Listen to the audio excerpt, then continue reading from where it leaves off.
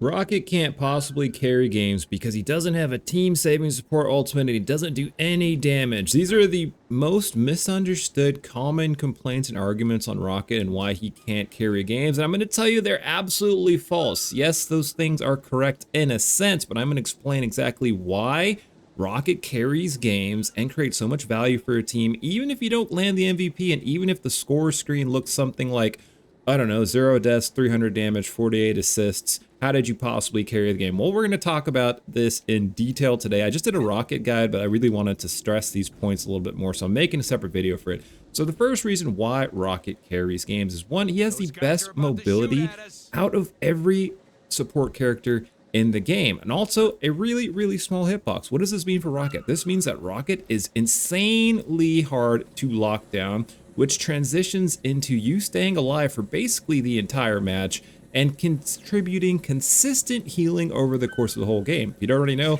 Rocket has 2 dashes that goes 10 meters. He's also got a little glide. If you go off a high ground, you can glide to places, lets you take some really weird edge plays, but also he's got this hidden tech that makes his mobility even better. And I forgot to talk about this on my guide. I have like 15 hours on Rocket, and I actually just discovered this mechanic pretty recently. So now look at this dash.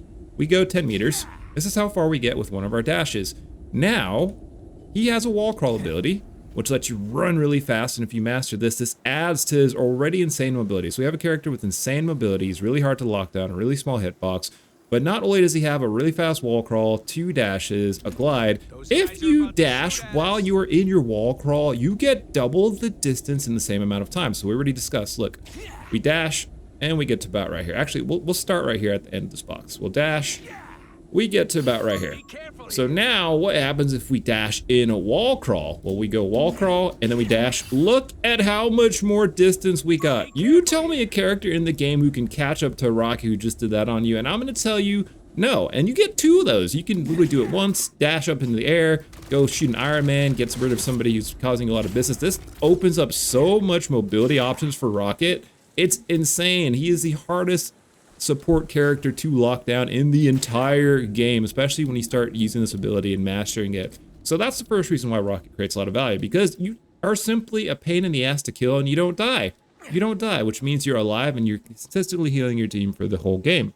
Now, the second reason why Rocket creates so much value is his BRB, which is essentially an ultimate.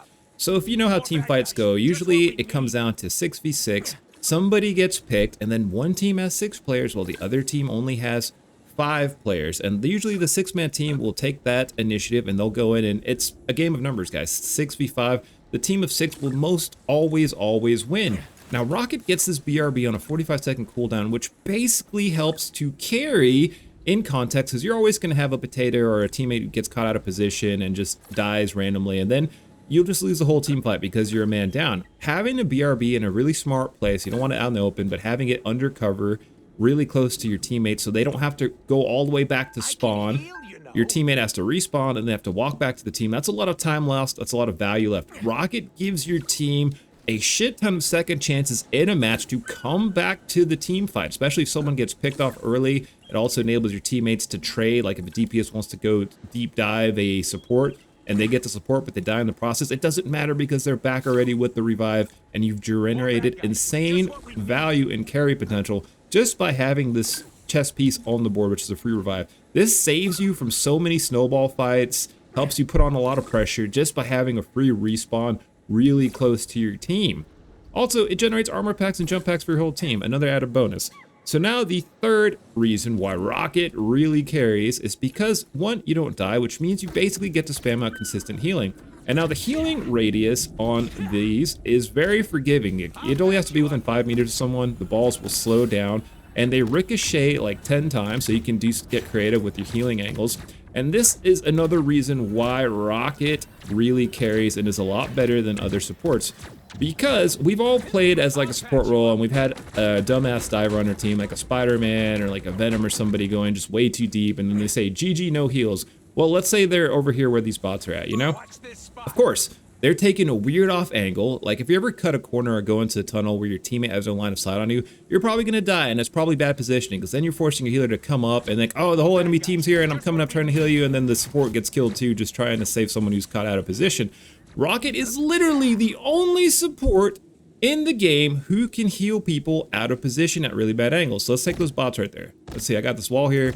Let me ricochet it, and look, oh my god, these bots are getting healed. What other support in the game can heal people at crazy angles like this? And the answer is nobody. So this makes Rocket really good with dive teams, especially if you have a lot of divers who are just like going down these random ass tunnels and taking these really bad angles. Rocket is super strong with teammates who are out of position and teammates that take these weird angles and a heavy dive team. Rocket is the only healer who can safely get heals to people diving in the back line, taking weird ass angles across the map. Like they could be all the way across the map. I still get a heal out there. You tell me a support in the game who could actually heal people from that far and at those weird angles. Like every other healer, like Luna Snow has her E, which passively heals people, which is good for divers. But besides that, all the healers basically need to have like line of sight of their teammates to actually effectively heal them. Rocket is the only healer you can heal your team with without compromising your own position. And I cannot stress how strong this is. All you gotta do is really get used to the ricochet mechanic and you could get heals off at some crazy angles, guys. Like, look at this. This is nuts. I'm playing safe. I'm not compromising my position to heal my teammates who are in a bad position, and I'm still getting heals off. No other character in the game can do that for their team. And that's why Rocket's really good with dive teams, and he's really good with teammates who have poor positioning. So no, you're not carrying the game because you have a team saving ultimate and you have a, you're doing crazy amounts of damage. No, you're carrying the team because you're compensating for your teammates' bad positioning, because you can still get heals off on these potatoes who are just doing some weird ass flanks and playing in their own world without you having to overextend and die yourself. Which brings me to my next point. So he's the best healer for divers. He has the craziest mobility out of all supports, especially when you master like the super jump against walls. Like, he's hard to lock down. The fact that you're alive for the whole game, that's value. The fact that you can heal people at off angles without compromising your positioning, that's value. And then the last thing is they say he doesn't do damage. And that's not true. Rocket actually does a lot of damage. His gun absolutely melts people, especially at close range. But the reason why you don't do a lot of damage is because you have to make a choice. You're either healing or you're doing damage. And 9 times out of 10, it's way better to keep your team fully healed up and in the fight than it is for you to go chase kills. So Rocket, in a weird way, actually forces you to make the smart decision, which is usually to keep your teammates healed. Like, a lot of supports try to play like DPS support and they're really too focused on trying to get kills and doing out damage, and then you'll look at the stat screen and be like, oh, this Rocket only did 300 damage, he's not helping the team at all. But what they don't think about is that because your kit kind of forces you to prioritize healing, it makes you really smart and technical when you decide to use your gun. When to use your gun. If someone's like really low and about to die, I use my gun to try to finish him off. If there's like a cheeky little Iron Man that nobody's dealing with, I can like dash up to him or super dash up to him, use my gun to finish him off. If I'm getting dived and I can't escape the diver, let's say I'm wall red and I'm shifting and they're still really on top of me, last ditch effort, pull out my gun, try to kill them. Or if my teammate's already fully healed and we got like a Luna ultimate going or something that's going to save my team from dying, then I go full gun mode. So this makes you really strategic when you actually use your gun, but it also makes it to where you're not spamming what I call trash damage into the enemy team. So yes, you want to do damage when you're playing this game to put pressure on the enemy team. The issue is too many people value damage and don't ask themselves, is this damage actually even leading to kills? Like, so many people are spamming tanks, and if you're doing damage that's not leading to kills, you're doing trash damage. And what trash damage does is it farms enemy support ultimate. So the fact that you are not just randomly just shooting your gun balls to the wall going crazy is actually making the enemy supports get their ultimates way less quicker than it would be if you were just playing like a DPS Cloak and Dagger or a DPS Visible Woman and you're just trying to, like, you know, do some damage but you're not really killing anybody, but instead you're actually shooting yourself in the foot by farming the enemy support ults. Rocket's kit basically forces you to always make a choice between healing and doing damage, and it really makes you a smarter player because then you know when are the moments when I'm supposed to do damage versus healing. And that's basically what I just discussed for you here. And then the last thing people rag on is his ultimate. It's like, oh, why do I want a support that does like a damage boost ultimate and just gives 40% damage to everybody?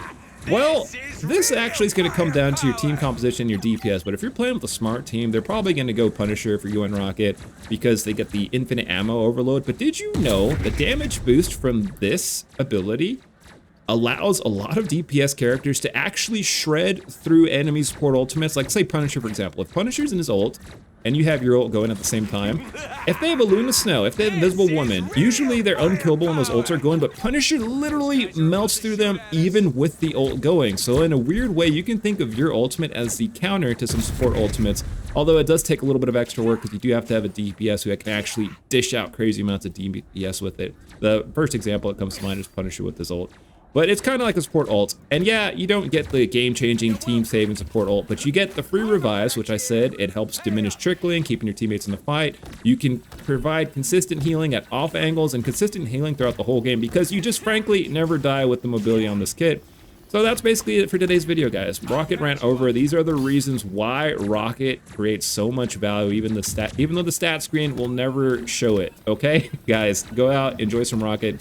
He's amazing, especially with dive comps, hard to lock down, and he's definitely my top healer for carrying games. I mean, you could carry with basically any healer, except Jeff the Shark. He might have some trouble, but this is how you carry with Rocket and create value. So it's not like you're clapping cheeks, you're killing a bunch of people, or you press one button and save your team. It's these little actions throughout the course of a whole game, and just consistently being a chess piece that's on the board that's not easy to get sniped.